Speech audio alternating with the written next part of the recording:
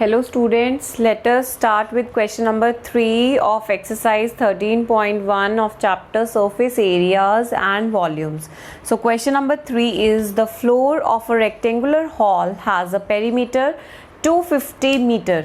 देखो बेटा इसमें आपके पास क्वेश्चन में क्या चीज़ गिवन है, इसमें गिवन है कि आपके पास जो एक रेक्टेंगुलर हॉल गिवन है, आपके पास रेक्टेंगुलर हॉल बना लेते हैं, ये रेक्टेंगुलर हॉल है आपके पास। इस रेक्टेंगुलर हॉल में आपके पास क्या चीज़ गिवन है, पेरीमीटर गिवन है आपको फ्लोर का, मतलब ये जो नीचे फ्लोर है, ठीक है, इसका पेरीमीटर गिवन है। पेरीमीटर ऑफ फ्लोर कितना गिवन है बेटा आपके पास, 250 मीटर।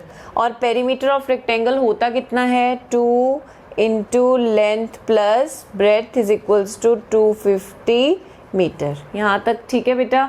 यहाँ से हम लेंथ प्लस ब्रेथ की वैल्यू फाइंड आउट कर लेते हैं। 2 मल्टीप्लाई में है तो उधर जाके क्या हो जाएगा, डिवाइड, और डिवाइड करने पे आपके पास कितना आ जाएगा, 125 मीटर। मतलब लेंथ प्लस ब्रेथ की वैल्यू आप पे 125 मीटर आ गई है, ठीक है। अब आगे क्या चीज़ गिवन है बेटा, देखो क्वेश्चन में, if the cost of painting the 4 walls at the rate of ₹10 per metre square is ₹15,000।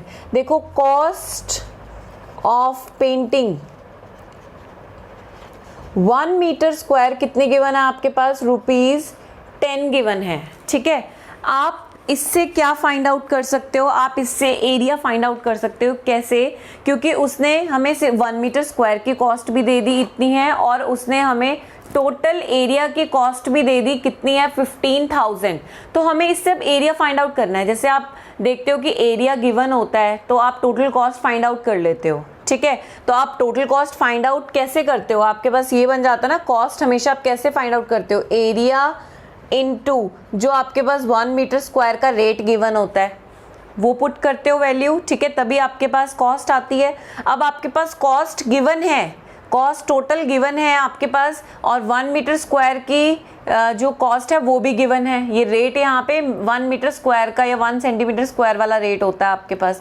Cost आपके पास टोटल गिवन है कितने, 15,000 is equals to area into, ये एरिया हमारा 4 वॉल्स का निकलेगा, इनटू कितना है, 10।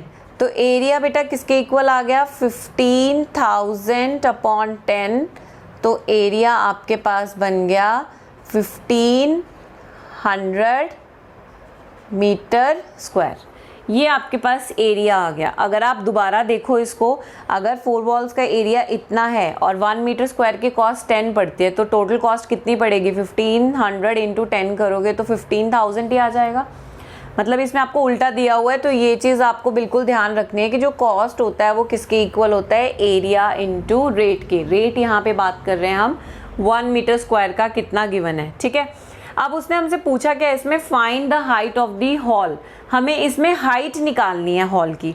अब ध्यान से देखो, ये जो एरिया आपका आया है ये किसका एरिया आया है, 4 वॉल्स का आया है, क्योंकि कॉस्ट आपके पास 4 वॉल्स की गिवन है, तो एरिया किसका आया है आपके पास, ये 4 वॉल्स का। अब ध्यान से देखो इधर, एरिया ऑफ 4 वॉल्स आपके पास 1500 मीटर स्क्वायर आया है। और एरिया ऑफ 4 वॉल्स क्या होता है, जिसको हम बोलते हैं curve surface area. Curve surface area को हम लेटरल सरफेस एरिया भी बोलते हैं, ठीक है। सो हमारे पास एरिया ऑफ 4 वॉल्स क्या होगा आपके पास, मैं फॉर्मूला बता चुकी हूँ, 2 into H into L plus B is equals to 1500 metre square, ठीक है। अब देखो बेटा, जो यहाँ पे आपके पास एल प्लस बी आया था उसको फर्स्ट मान लेना आपने, ठीक है। Put the value of L plus be in second equation, इसको मान लो कि ये सेकेंड है आपकी इक्वेशन, ठीक है बेटा। अब वैल्यू पुट करते हैं, 2 into H, L plus B की वैल्यू कितनी थी, 125 इज इक्वल्स टू 1500, ठीक है बेटा। अब यहाँ से कितना आ जाएगा, देखो 2 इंटू 125 कितना बन गया, 250 h इज इक्वल्स टू 1500, और h किसके इक्वल हो गया, 1500 अपॉन 250, ठीक है बेटा, 1500 अपॉन 2 50। तो अब आप इसको कैंसिल करोगे, 0 से 0 कैंसिल, 25 6 150। दैट मीन्स आपके पास जो हाइट आई है वो कितनी आ गई बेटा, 6 metre is the answer. Is this clear बेटा? So read the question very carefully. So now for the fourth question, we'll meet in the next video.